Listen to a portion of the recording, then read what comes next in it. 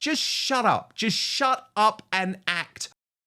I thought it was bad enough that those snivelling little brats, those awful woke actors who took all of the fame from J.K. Rowling, who became multimillionaires on the back of J.K. Rowling, threw her under the bus because she knows what a woman is. You know who I'm talking about. Daniel Radcliffe, Emma Watson, Rupert Grint. I thought they were bad enough because maybe they thought, we don't need J.K. Rowling anymore. We're not going to be in her new TV series. So we have a right to slam her and just get the woke-topians off our back. Not that I thought it was excusable at all, and quite rightly, J.K. Rowling thinks that absolute scumbags. But it gets a whole lot worse because J.K. Rowling is making a massive new TV version of Harry Potter. Every single book is going to be a TV series in itself. It has a massive budget. It's being made by HBO. Trust me, this is going to be the TV series of the decade. And of course, who the actors were, the new actors were for these iconic roles, was going to be very interesting, especially given there remains this group of woke-topians in Hollywood who have decided that J.K. Rowling is the devil, is a woman who needs to be destroyed because she has simply stood up for the rights of biological women. And then quite recently, a controversial decision was made to race swap one of the characters in the book, Snape, to turn him from what was a very obvious Alan Rickman character. He absolutely fit all of the characteristics that were explained in the book to this new, younger black star. But okay, we went along with it to an extent, you know, in J.K. Rowling we trust. But wow, that was a big mistake because look at what's just happened. The star of J.K. Rowling's new anti-woke HBO Harry Potter show turns on her in a pro-trans open letter signed by A-listers who have starred in her movies. So let me take you through just the start of the Daily Mail story. The star of HBO's Harry Potter reboot has turned on J.K. Rowling in a letter standing, quote, in solidarity with members of the LGBT plus community, I don't even know what that means, impacted by the Supreme Court gender ruling. Papa Acedo, who has been cast as Severus Snape in the upcoming series, was one of several signatories of the letter addressed to film and TV industry bodies encouraging them to support the trans community. The letter, signed by more than 400 industry professionals, including other actors from the franchise, claimed the ruling earlier this month undermines the lived reality and threatens the safety of trans, non-binary and intersex people living in the UK. Kelly J. Keane, the women's rights advocate, responded saying, nothing worse than a bunch of wankers getting together to sign a letter about you. You have to be a special sort of weak cretin to put your name to these sorts of things, don't you think? But based in Bougie, one of these weak cretins is meant to be starring in the new Harry Potter. Papa Acedo. So what on earth is J.K. Rowling going to do about this? Do you know what? It's such a shame because Papa Sudi, he's actually an amazing, amazing actor. Oh, And I is think he? he would Okay, tell me about that because I'd never heard of him. So what's he been in? Why? You know, I'd literally never heard of him. So he's been on the show. I completely forgot what it's called, but I forgot the name. I forgot, but there's this Netflix show that talks about basically mainstream media manipulation through AI, and he played the character fantastic. Everyone should watch the show. When I find the name, I'll put it on my Instagram I'll story. have a. And he basically played a prime minister, and he played it fantastically. So I think Severus Snape, playing that character, that would have fit him perfectly, regardless of his skin tone, because he is a great character. However, to turn on J.K. Rowling, all because of the trans community. I don't know if you guys seen that recent clip of Justin Bieber where he's going to the paparazzi, money, money, money, money, money. That's all people care about, money, money, money. Like, this is Hollywood. All they care about is money. The fact that you can turn on someone for simply stating biological facts that has been around since Adam and Eve is just mind-blowing to me. And it also just goes to show the entitlement of these lefties, these entitlement where it's like you're given an opportunity, and as soon as you're given it, you're literally biting the hand that feeds you. And plus, he's an upcoming actor too. This would have been an amazing opportunity for him, but he decided to decline it and decided to sign this dumb letter, all because of this trans But community the most that's not going shocking to thing accept is, him. Well, the most shocking thing is, well, actually, a couple of things to say. Firstly, the two series I've just looked are Black Mirror and Black Doves. Now, I've seen Black Doves, actually. I remember him in that, and he was good. So I agree with you, he's a good actor. The most shocking thing, though, Sophie Corcoran, is that he's not saying that he's not going to take on the role. He still expects to be taking J.K. Rowling's coin while slamming her. Now, personally, I would like to see J.K. Rowling say, no, you just piss off. Not for free speech reasons, by the way. He can think whatever he wants. But isn't this about respect? You know, if you're signing up for Harry Potter, you are signing up to work for J.K. Rowling, and actually you should just be publicly respectful for her and shut up. Just shut up. Just shut up and act. We do not need to hear from you. We especially don't need to hear from you, by the way, as a man, about why this issue matters, because it's people like you, Sophie, who are actually impacted by it, not him. He will never be impacted by the trans extremism. That has put women at risk. Right. And I say this, if you don't like J.K. Rowling, if you think she's dangerous for the UK, if you think she's evil, don't act in the film. Don't take the money. Piss off and go work for Disney. I don't care. Don't sit there and sign letters because you're not achieving anything. Just don't act in it. If you feel so strongly about this issue that you feel like you need to condemn this woman who is ultimately going to make your career, don't do it. No one's forcing him to act in this film. In actual fact, he's getting a lot of benefit from doing so. Don't do it. If you're a man of your word, don't do it. Because if I was in the same way and they wanted me to act in some woke film, I wouldn't do it. Exactly. No one is forcing you to take the money. I would never take money from the British Bashing Corporation, for example. I would never take money from Channel 4 News, for example, or Sly News. You have a choice, Papa Assidu. And I think the fact that you want to have your cake and eat it too, and I think it's really telling as well, based in Bougie, he's only done this once his casting has been announced.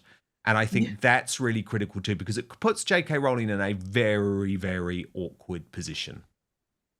Yeah. Sorry, I just researched the show. The show is called The Capture, by the way. It's The Capture. Oh, God, so he's been in loads of Netflix stuff then. Okay. Dan, you would love the show. It's right up your alley. It does talk about mainstream media manipulation. But yeah, okay, good. I don't like that whole, Hollywood space. I feel like they're all entitled. They're all bratty. They all just want their cake and be able to eat it too. Like for example, I don't like the LGBT community.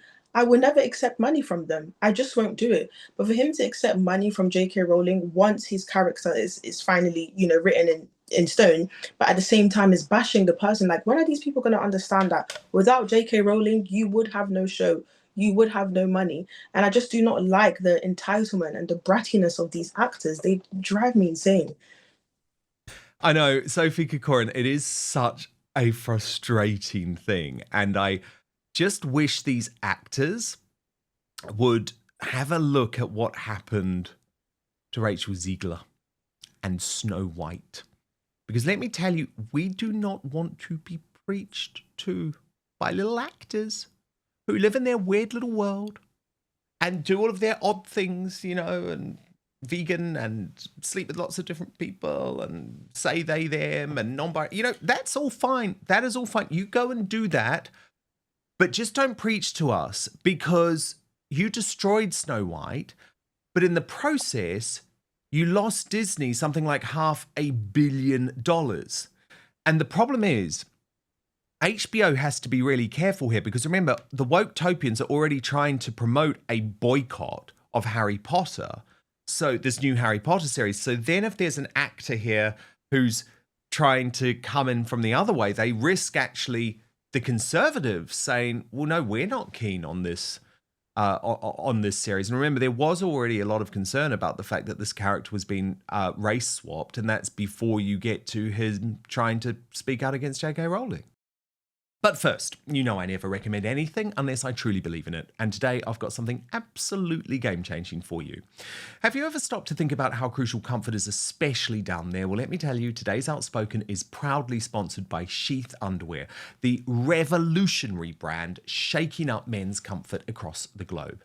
And here's what makes it even better. Sheath was founded by a US Army veteran, Robert Patton, while he was serving in Iraq back in 2007. So that's right, this isn't just any underwear brand. This is designed for the toughest conditions imaginable because Patton was battling relentless heat and discomfort in full combat gear, and he thought there has to be a better way, so he created it.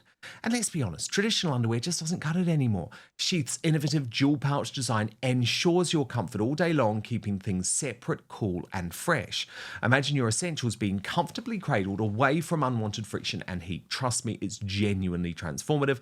I personally wear these at the gym, at long days at work, even just relaxing at home, and I'm telling you, once you've experienced Sheath, there is simply no turning back. They are stylish, they are supportive, and they deliver unmatched comfort. I describe it like upgrading from economy to first class, but for your underwear. And right now, the great news is I am offering you an exclusive 20% discount at sheath.com. All you need to do to claim 20% off your entire order, by the way, is use my special promo code Outspoken at checkout when you go to sheath.com. So what are you waiting for? By the way, Sheath is the perfect present for your husband, your brother, your son, your brother, or hard to buy for best mates. But ladies, don't worry. If you think this is just for the men in your life, you are wrong. There are female versions available too, and you can see some of them being modeled here alongside the UFC boss, because Sheath is the first official underwear of the UFC. So you can click on the link below and head to sheath.com, just enter Outspoken at checkout, and then you can thank me later when you're feeling comfortable, confident, and ready to tackle anything your day throws at you. Sheath underwear, redefining comfort one pair at a time. But now, back to the show. Yeah, I think if I was JK and I was making the intelligent decision, I would cut my losses with a lot of these people. If there's anyone involved in the production staff that signed this letter, or, as you say, as part of the cast, you'd have to bin them off, because otherwise they're going to turn this whole thing into a circus. They're going to take the show away from her and for what it's meant to be. They're going to politicize it. And like you said, it's going to end up like Snow White. But there is a big win today, because J.K. Rowling always wins. She never loses. In that finally the FA, the English FA, have also banned trans people from women's football. So she's just winning every day. You know, these people think that they're taking the W's because they sign a letter. There is nobody that has won more in the last year or so than J.K. Rowling. I don't think she's ever lost. I mean, she's the complete opposite of that Jolyon Good Law Project guy, who I don't think has ever won in his life. But yeah, she keeps winning. But I think the best thing for her to do, there is a silent majority out there. The vegans or whatever, or the cyclists, they're all going to boycott her show. But there's a silent majority out there of people that will support it, so long as she doesn't allow it to happen, to go down the route that Snow White did. Because, I mean, that bombed, didn't it? Speaking of Netflix shows, can we just talk about the total difference in reaction from the political class in the United Kingdom, from Slippery Starmer, the British Prime Minister, when it came to the Netflix drama, not documentary Starmer, it is a drama, which was quite clearly propagating an anti-white narrative because it changed the main character, which was a teenage killer, that had initially been based on a black 15-year-old knife-wielding stabber in Croydon, East London, Southeast London, changed that character into a young white lad from Liverpool. Now, I actually thought the drama was great, but it's not the point. It became an absolute political punching bag, and Starmer kept calling it a documentary, and he got the makers into Number 10 Downing Street, and on and on and on it went. But last night, on Channel 4, there was an actual documentary, not a drama, a documentary about the biggest scandal in British history, Groomed, all about the Pakistani rape gang scandal. And there's been radio silence from Keir Starmer on this issue. And actually, that hypocrisy has been pointed out by a lot of people today. Dominic Cummings, the former Downing Street advisor under Boris Johnson, talking to the lobby. Now, the lobby, for people who don't know, is those Westminster journalists who all seem to hunt in a pack and do whatever the establishment is telling them to do. So he said, "Hey, lobby, first cue this AM to PMOS." That's like when the Prime Minister, well, it's the Prime Minister's official spokesperson, so it's when the journalist asked the PM spokesperson, did the PM watch the Rape Gangs documentary last night? Oh, really? How come suddenly the PM isn't the nation's chief documentary critic? Is it because he's Whitehall's NPC PM, whose job here is to continue the local and national cover-ups while accelerating importing of more rapers from the exact same tribal areas and their cousins? And GB Politics reported that Keir Starmer rejected an interview request to appear on the Channel 4 documentary. Suella Braverman, the former Home Secretary, did the Prime Minister watch this documentary last night, and will he hold a summit in Downing Street with its makers, and will it be shown across all schools? Let me see. Inevitable West. Thousands of Brits are in tears tonight. Channel 4 just smashed through the establishment lies and told the world what really happened. This is massive. Chris Rose, Channel 4 aired Groomed, a national scandal, hard-hitting truth, and I would not blame you if it brought you to tears. Perhaps this should be shown in every school across the UK, since it's far more of a priority and based on reality.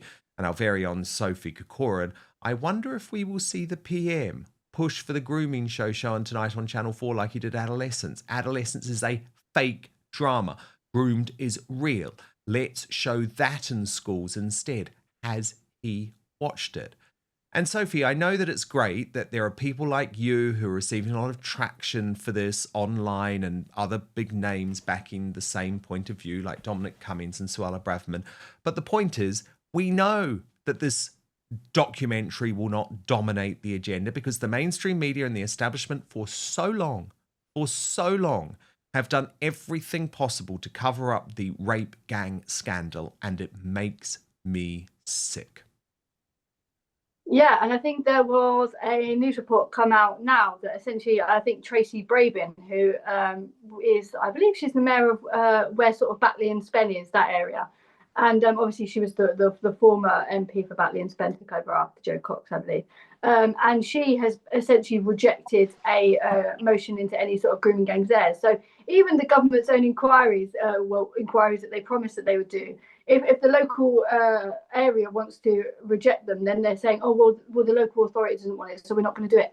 We're putting an inquiry into the local authority because they failed. They're essentially letting them mark their own homework and saying, of course the local authorities don't want these inquiries because they're responsible. Of course some of these Labour MPs don't want these inquiries because they're involved. Obviously, the point of an inquiry is to stop these people getting away from it. So the government's rules around this are far too loose. But again, it's just a great hypocrisy. You can't shove adolescents down my throat and come and say that all boys are toxic, which, as I said, is an extremely dangerous message to portray and not true. And say that, we should be showing this in schools and that we should push this message that all white boys are toxic in the UK and dangerous. But all of a sudden, when we've got a real documentary shown by Channel 4, no less, can we just emphasise the importance that Channel 4 have shown this?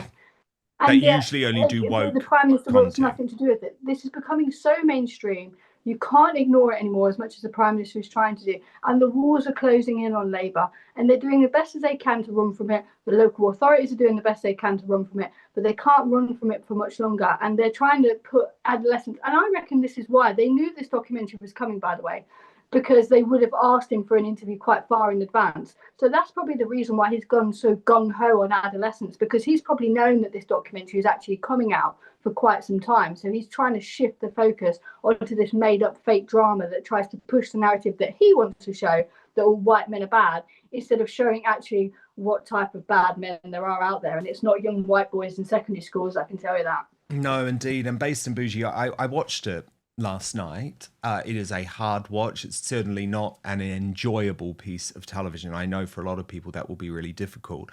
What struck me is that I had quite recently been on the Mark Steyn cruise, and one of the fellow guests on the Mark Steyn cruise was Sammy Woodhouse, the rape gang survivor. And it was great to get to know Sammy, actually, and we just spoke a lot, and she's so open about her experiences. And her story of being groomed by these rape gangs matched up so much to what these brave young women were saying on the documentary. And that really struck me too. It's like, oh my God, this has happened to so many young women. Emphasis on the word so many. So many. And that's why Keir Starmer, he has an obligation to talk about this. And this is why I refer to the Labour Party as the loser party, because they get everything wrong. Like, they haven't done anything right. And the whole adolescence documentary, like, can someone help me understand what was the purpose of it? Like, what was the purpose? Why did we need to know this fake story? Do you understand? Like, you can't sit here and say that we need to protect men and we need to protect men from danger whilst also creating a documentary insinuating that all men are toxic and men who, you know, have a little bit of rage are these demonic people, and white men, to be specific, are these demonic people that we need to run away from. It makes absolutely no sense. However, the grooming documentary, this is real life. This has happened to probably millions of girls, you know, because I know they are trying to hide the statistics. But the reason why they do not want to talk about this is because if they know that if the public does further investigation, the way Tommy Robinson did and the way Urban Scoop did, they will realize that a lot of these politicians were in cahoots with these grooming gangs, and that's what they're trying to hide. And that's why Labour will never, emphasis on the word never, have my support. Very good point. Okay, thank you both, Based and Bougie and Sophie Corcoran. Sophie, I know you're a great election watcher. Are you going to be doing an all-nighter? Oh, absolutely. Yeah, I'll be texting you throughout every single exit poll that comes out. We are absolutely praying for not a Conservative win in Cambridgeshire and Peterborough. That's the only thing I care about. But I reckon that will unfortunately happen because they're quite far ahead in the opinion polls. But I'm so excited tonight. I'm such a nerd, so I'm really looking forward to see what's going to happen. And Sophie, just before you go, and actually I should remind everyone to sign up to my Substack, www.outspoken.live, because you wrote a brilliant column earlier in the week on Outspoken about something you are incredibly passionate about and angry about, and you have now just launched a petition on this too. And this is about wanting to stop the use of private rental accommodation for housing asylum seekers. Yep, so the government came out earlier this week and encouraged landlords to house asylum seekers. So they're paying landlords 5 years worth of rent plus all damages and everything to house asylum seekers. Obviously, we have a rental crisis that is pushing young people out of this country. 4 in 10 young people are spending over 30% of their salaries in rent. It is utterly a complete and utter betrayal of my generation for this government to allow asylum seekers into housing. This is their way of getting these asylum seekers out of hotels and saying, oh, look, we're getting them out of hotels. Good for us. But we're going to take all those houses that are supposed to be going for young people so that we can start our future away from us and give them to asylum seekers. Of course, a lot of landlords will take it up because it's guaranteed rent that they perhaps might not have. And they, of course, get all of the fixing for free and they're going to make more from it. So it's just young people pushed out. This is an existential crisis for young people's future in this country. I cannot emphasize how big this betrayal is. And I really need everyone's support to help us stop this. I've written a letter to Angela Rayner earlier this week. I think it's gotten about 11,000, 12,000 likes so far. I'm going to keep pushing, but I want the government to not spend any of their money in paying landlords to rent asylum seekers at the expense of my generation. No, it's such an important point. Your column for the Outspoken Substack was absolutely brilliant. It explains the whole thing. I really recommend people sign up to read it. You can do so completely for free at www.outspoken.live. Thank you so much for watching Dan Wootton Outspoken. Please click on my face just to the bottom left to subscribe to this brand new independent news source and turn on the notification bell so you'll be alerted to our brand new live shows, uncancelled interviews, and special royal episodes. Outspoken is also now available as a podcast, so you can listen to the show every weekday on the go, wherever you are.